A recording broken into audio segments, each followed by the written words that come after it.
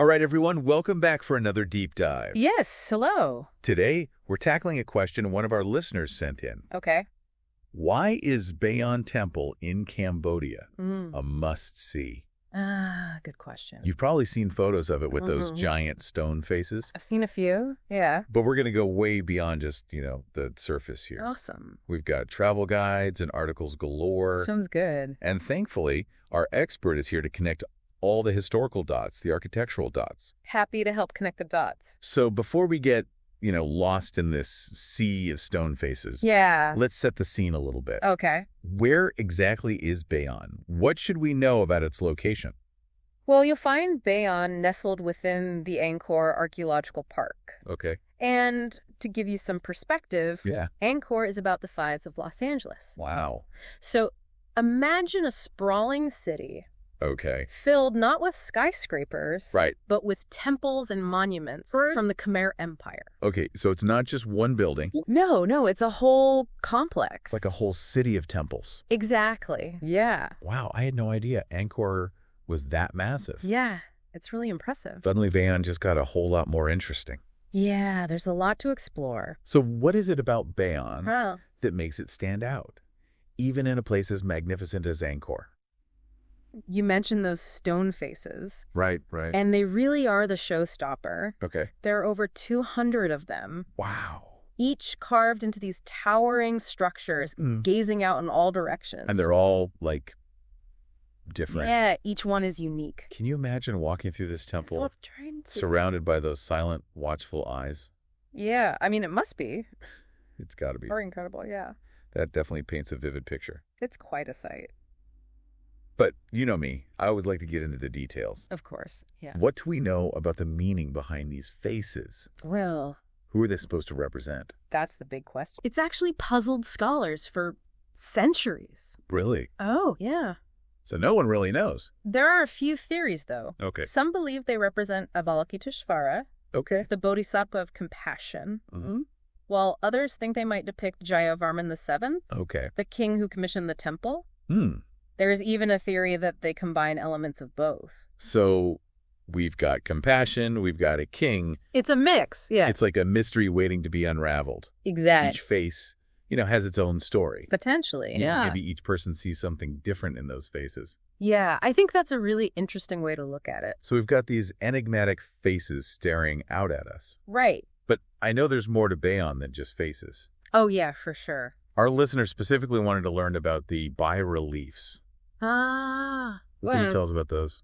The bas-reliefs. They're amazing. Yeah. Unlike the faces, Right. which kind of inspire more contemplation, The bas-reliefs actually tell stories. Okay. They depict scenes from everyday life, Wow. battles, even mythical creatures. So like scenes of people living their lives. Exactly, yeah. Yeah. Like stepping back in time. And are these kind of all over the temple? Yeah, you find them in these long galleries. So you're walking along and you see these stories unfolding. Exactly.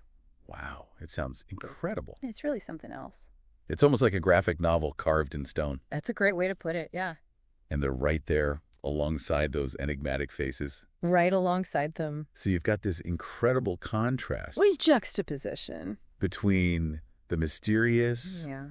and the tangible, It's that timeless and the historical. It's a unique blend. That's part of what makes Bayon so unique, right? Absolutely. Is this layered experience. Yeah, it engages you on so many different levels. Okay, you've definitely convinced me. Good. Bayon deserves a spot on my travel bucket list. It's a must-see. Give our listener one final reason why they absolutely cannot miss this temple. I think it comes down to this. Okay. Bayon is a place that defies easy categorization. Okay.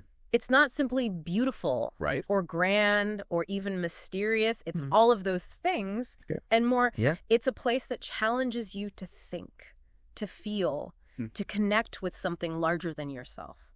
I like that. It's a place that stays with you Yeah. long after you've left. That's what makes travel so rewarding, isn't it? Absolutely. Those experiences that stay with us. Yeah. That shape our understanding of the world. For sure. We're going to take a quick break. Okay. But when we come back, we'll dive even deeper into the wonders of Bayon Sounds good. and the Angkor Archaeological Park. Looking forward to it. Don't go anywhere. We'll be right back.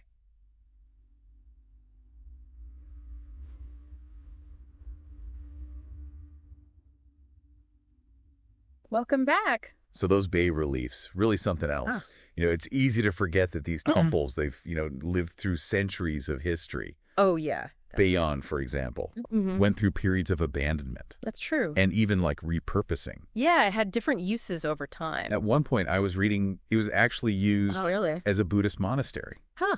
Interesting. So it wasn't always just this like Hindu temple. No, it evolved along with the beliefs of the people.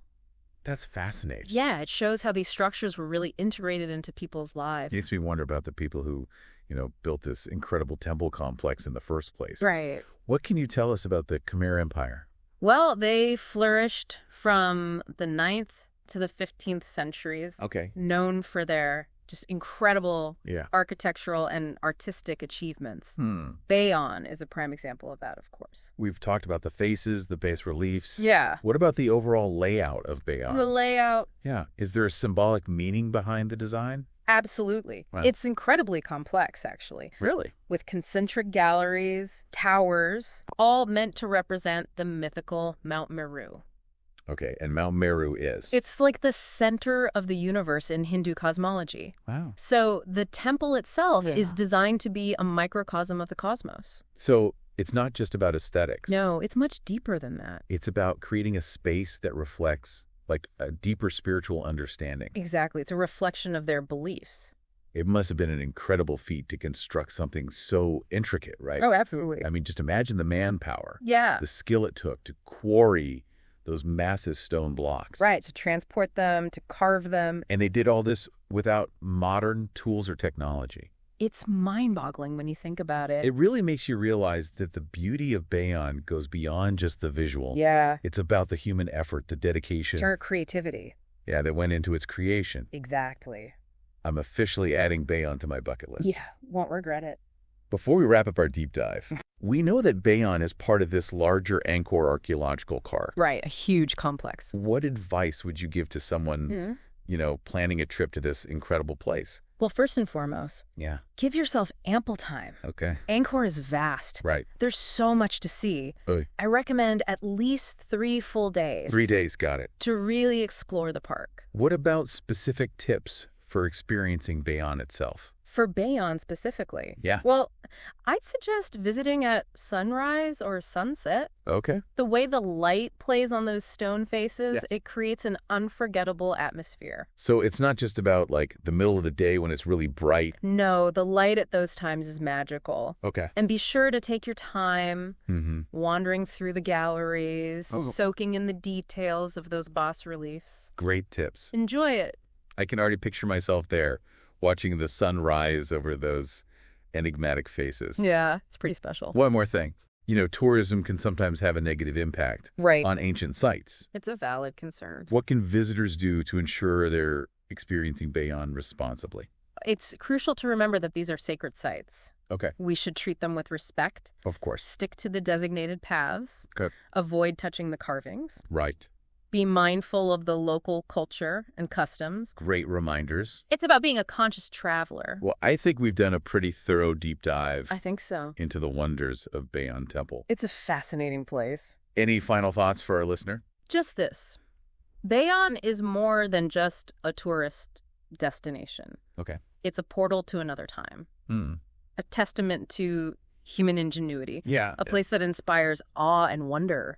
Love that. Don't just see it, Yeah. experience it. Those enigmatic faces, they really do stay with you. They do, don't they? It's amazing how these ancient structures can still have such a presence Such power. Yeah. centuries later. It's a real testament to the Khmer Empire. Speaking of the Khmer Empire, Yeah. there's another aspect of Bayon we Uh, haven't talked about yet. what's that? Its connection to the surrounding landscape. Oh, right. I remember reading about the Yeah. waterways and reservoirs. The water systems Yeah. around Angkor, yeah. What can you tell us about that? Well, the Khmer engineers were masters of water management. They created this elaborate system Yeah. of canals, moats, reservoirs, Okay. not only for irrigation and transportation, Practical purposes. but also for symbolic purposes. Symbolic purposes. Yeah, it's fascinating. I'm intrigued. So the moats surrounding Angkor Wat and Bayon. Right. They weren't just for defense. They also represented the oceans that surround Mount Meru in Hindi mythology. Wow. So the whole landscape was designed to reflect a cosmic order. It's like they were creating a microcosm of the universe. Exactly. Right here on Earth. Right here in the landscape. And that's something you can still experience today, right? Oh, absolutely. You can explore Angkor by boat. Yeah, you can glide along those ancient waterways. Wow. Watch the temples emerge from the jungle. That sounds incredible. It's pretty magical. You've officially convinced me.